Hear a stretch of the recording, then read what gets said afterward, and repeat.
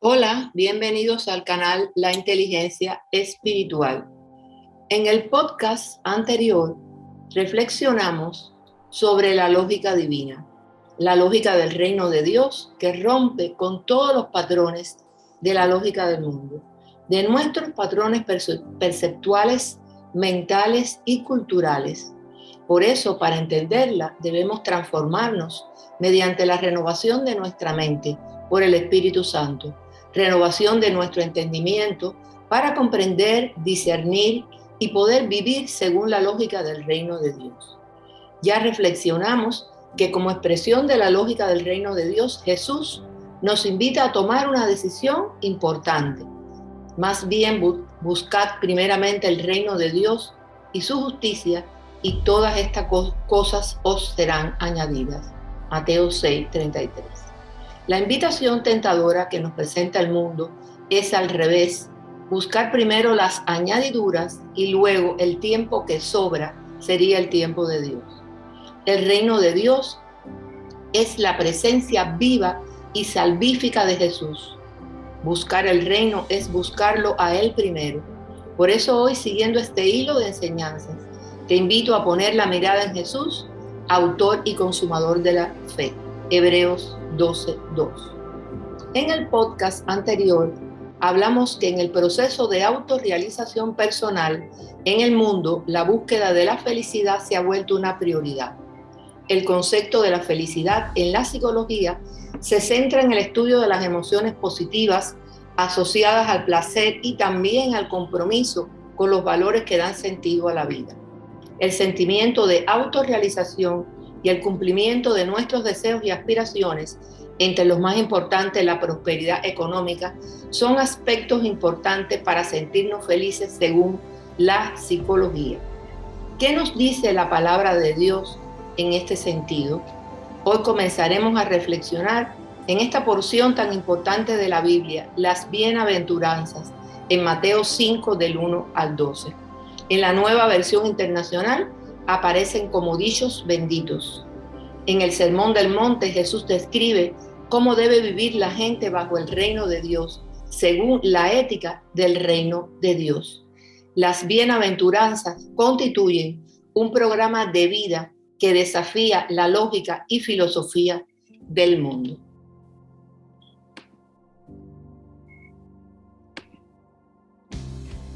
Y dice la palabra de Dios en Mateo 5 del 3 al 12.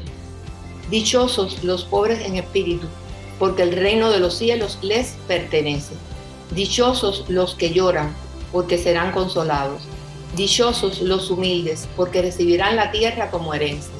Dichosos los que tienen hambre y sed de justicia, porque serán saciados. Dichosos los compasivos, porque serán tratados con compasión. Dichosos los de corazón limpio, porque ellos verán a Dios. Dichosos los que trabajan por la paz, porque serán llamados hijos de Dios. Dichosos los perseguidos por causa de la justicia, porque el reino de los cielos les pertenece. Las bienaventuranzas son promesas aparentemente paradójicas que anuncian las bendiciones y las recompensas por el amor y la misericordia de Dios Padre manifestada en su Hijo. ¿Por qué son paradójicas? ¿Cómo concebir que un mensaje tan fuerte en el contexto del Sermón del Monte pretendiera enseñar los códigos divinos para hacer feliz a la gente? El mensaje de Jesús no encaja en la lógica del mundo. Pero recordemos la respuesta abreviada de Jesús a Pilato: mi reino no es de este mundo. Juan 18:36. Según las normas del mundo, aspectos tales como la pobreza de espíritu, tristeza, mansedumbre, hambre y sed de justicia, misericordia y persecución no son los aspectos que integran la felicidad. Parecieran más bien elementos del sufrimiento humano. Pero en esta lógica divina, ser bienaventurados no es una emoción superficial de bienestar y felicidad basada en las circunstancias, sino una experiencia de contentamiento basada en el hecho de que nuestra vida está bien con Dios en Cristo. Tú me enseñas el camino de la vida, con tu presencia me llenas de alegría, estando a tu lado seré siempre dichoso. Salmos 16:11. Según el diccionario bíblico ilustrado Holman, las bienaventuranzas o dichos benditos reciben esta designación porque comienzan con la expresión bendito es o feliz es, dichoso es. La idea es un estado dichoso y afortunado basado en las condiciones divinas y no en las circunstancias mundanas. Estas bendiciones condicionales son frecuentes en la literatura de sabiduría del Antiguo Testamento, especialmente en los Salmos y en los Proverbios, también en Job. Cada una de las bienaventuranzas describen la condición ideal del corazón de un ciudadano del reino, condición que produce abundante bendición espiritual. Iremos estudiando cada una de ellas en diferentes podcasts para profundizar en su mensaje espiritual. Y hoy nos centraremos en la primera de las bienaventuranzas, que dice: dichosos los pobres en espíritu, porque el reino de los cielos les pertenece. Mateo 5:3. ¿Cómo entender ser pobre y dichoso a la vez? Pobres de espíritu se refiere a tomar conciencia de la bancarrota espiritual que se experimenta fuera de Cristo. De esta forma se deja a un lado la autosuficiencia para buscar la gracia de Dios. Solo aquellos que entendemos nuestra condición pecaminosa y reconocemos nuestra ruina espiritual somos quienes nos acercamos humillados a Dios y somos recibidos en su reino. Ser pobres en espíritu es la primera bienaventuranza, porque conduce a la humildad, que debe anteceder a todo lo demás. Nadie puede recibir el reino a menos que reconozca que es indigno del reino, los humillados y sumisos a la voluntad de Dios. Los que reconocemos nuestra pobreza y necesidad espiritual, somos los que podemos recibir el reino, aun cuando exista cierta abundancia material. Siempre en el proceso de transformación espiritual debemos dejar cosas atrás, debemos hacer renuncias para recibir lo nuevo.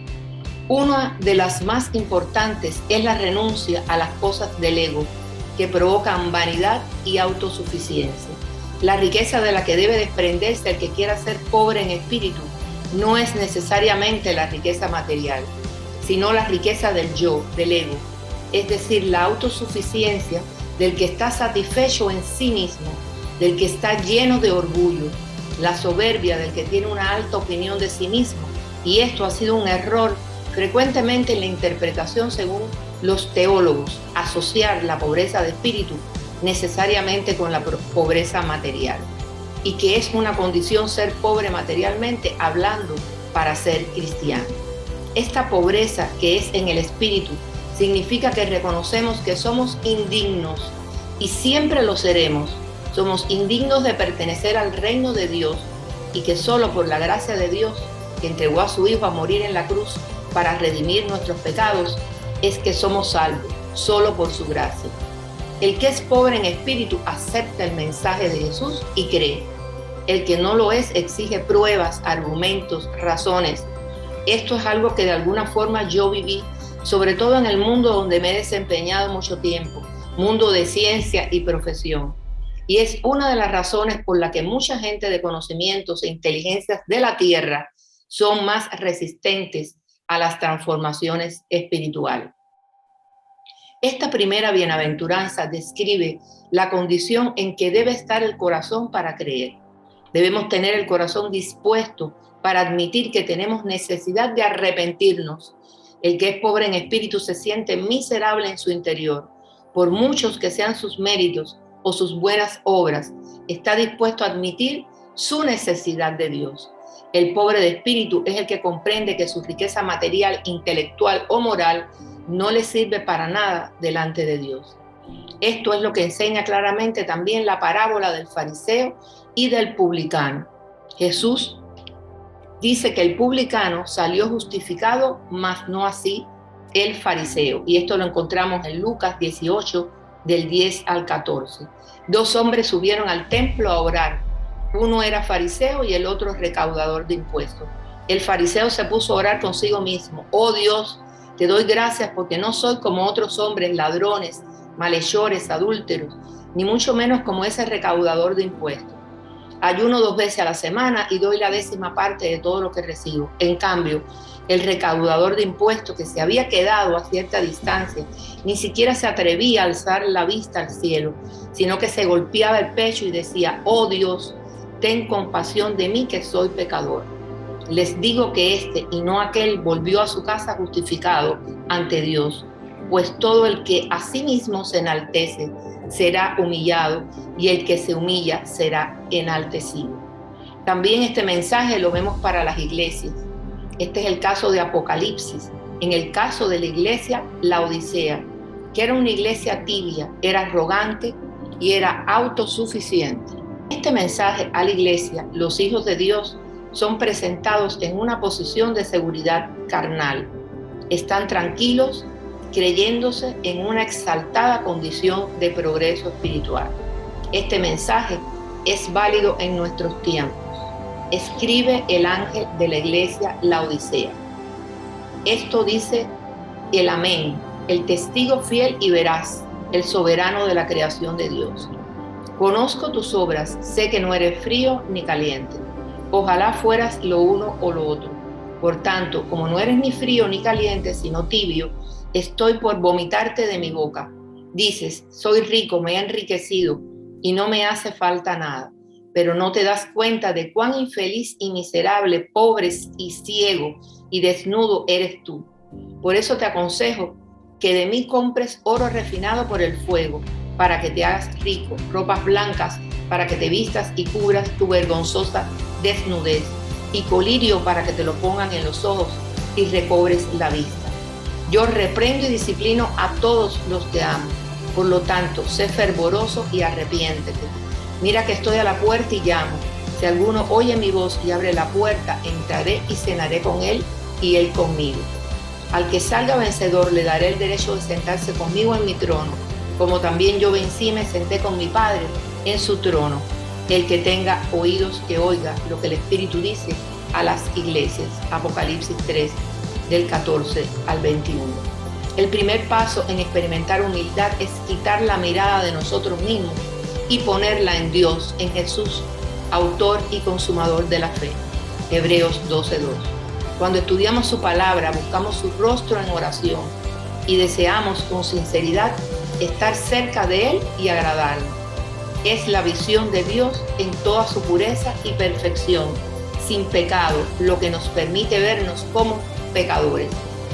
A fin de buscar humildad, no solo debemos mirarnos para encontrar nuestras faltas, sino que debemos ver al Dios Todopoderoso a fin de contemplar su perfección. Doblemos rodillas, humillémonos ante el Padre de nuestro Señor Jesucristo. Lucas 14:11. Porque cualquiera que se enaltece será humillado, y el que se humilla será enaltecido. Gloria a Dios. Sería todo por hoy, no antes sin hacerte la cordial invitación de que si aún no conoces al Señor o has perdido el primer amor, es decir, que ya no tienes el fervor y el apasionado compromiso de antes, porque apareció la rutina y la costumbre, ha sustituido el amor intenso hacia el Señor, por lo que necesitas de la reflexión sobre tu vida cristiana para rescatar el deleite de su primer encuentro con Jesús. Y te invito a hacer esta oración escritural. Dice la palabra de Dios: y al que a mí viene no le rechazo. Juan 6:37. Porque todo el que invoque el nombre del Señor será salvo. Romanos 10:13. También dice la palabra que si confesaras con tu boca que Jesús es el Señor y creyeres en tu corazón que Dios lo levantó de los muertos, serás salvo. Porque con el corazón se cree para justicia, pero con la boca se confiesa para salvación. Mas a todos los que le recibieron, a los que creen en su nombre, les dio derecho de ser hijos de Dios. Estos no nacen de la sangre, ni por deseos naturales, ni por voluntad humana, sino que nacen de Dios. Juan 1, del 12 al 13. Bendiciones de lo alto.